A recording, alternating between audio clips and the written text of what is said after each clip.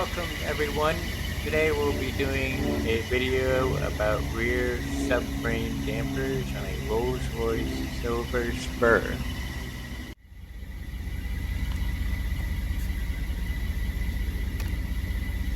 These are Max Haul car ramps purchased from Amazon. They're very easy to store, very easy to set up, and they support up to 6,500 pounds. Just make sure to position the ramp so that way it's firmly under the tire or against the tire and straight, and reverse right up until the tire lands into the groove.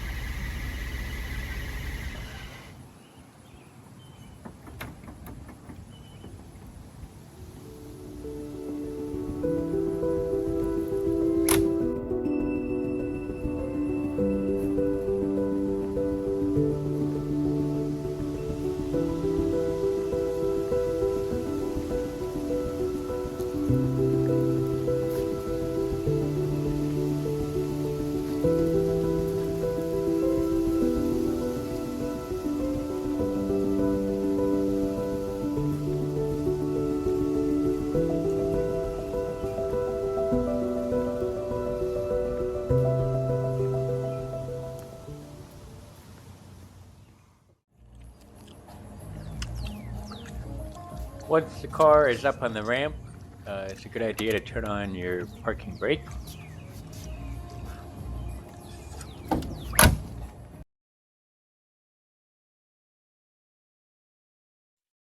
So here you see the old subframe damper and the new one from Flying Spares. The old was not leaking, but I did notice some slight vibration in the ride. So I decided to swap them out. As you can see here with the new one, it's dampening perfectly, working as it should. And then you'll see the old one here is completely seized. There is no damping ability whatsoever, which explains why there was some soft clunking and some vibration during deceleration and acceleration.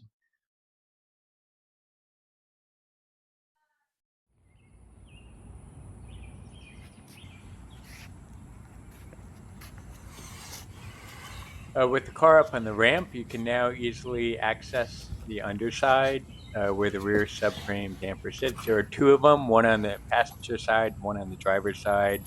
They're right behind the mounting jack point. And the tools for this job are very simple. You just need two 15mm ratchets, a 17mm ratchet for the new Flying Spare damper, and a clamp for the damper to hold it in place.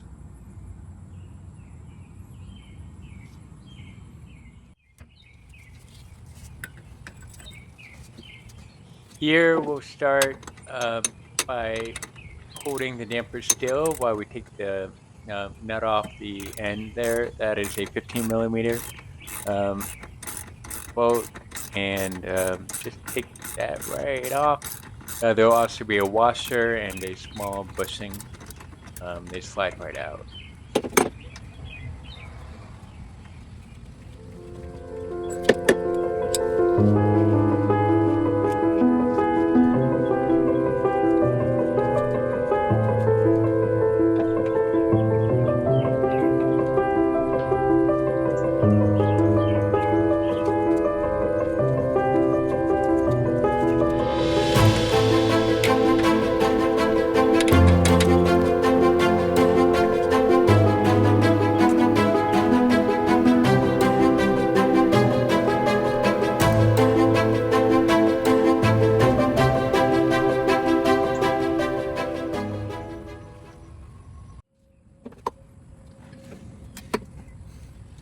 With this side, you'll want to have two 15mm ratchets, one for each side, to hold the nut still while you remove the bolt.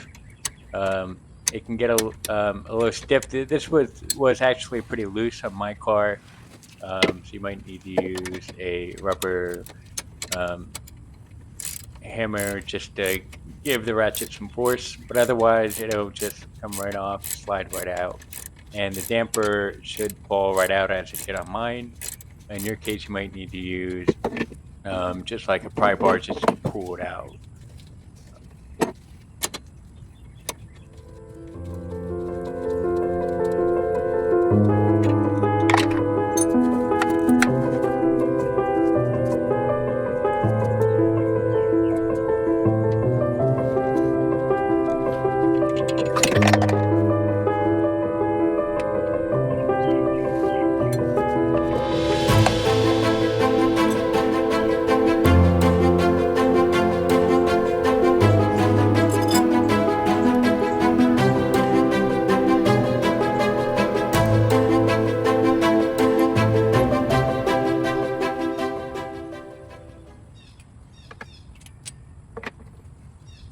Now we're going to take the new damper, take the initial washer and bushing off so we can slide it through the hole there, slide it in, and then just push it right up into the bracket, line up the hole so we can put the bolt through.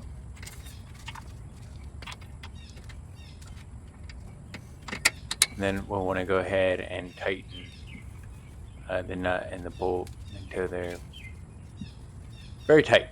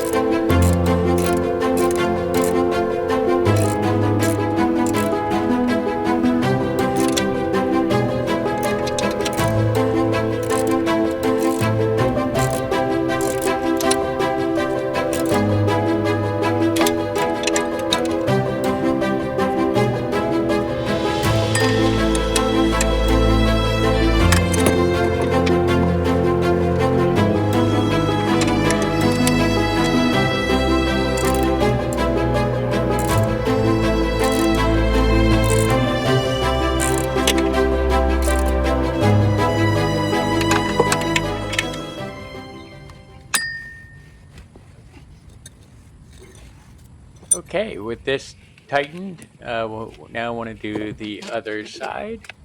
We're going to go ahead and put the new rubber bushing in, followed by the washer, followed by that. Oh, this will likely be a 17mm if you ordered your new damper from Flying Spares. And you just want to tighten that up.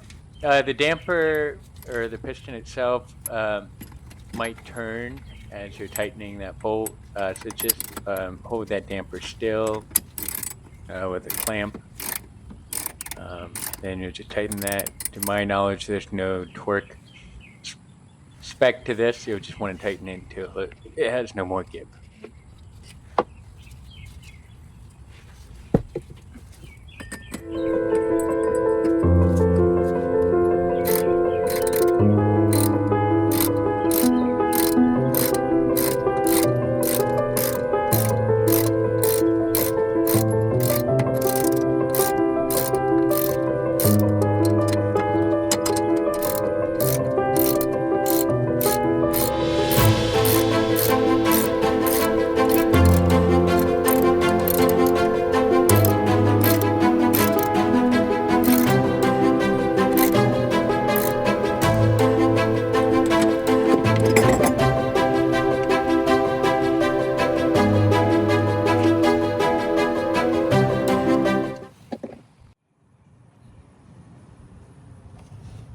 And there you have it.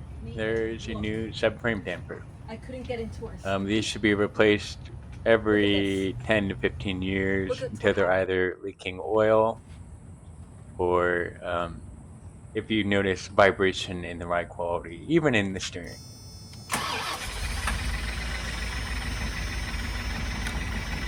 Release the parking brake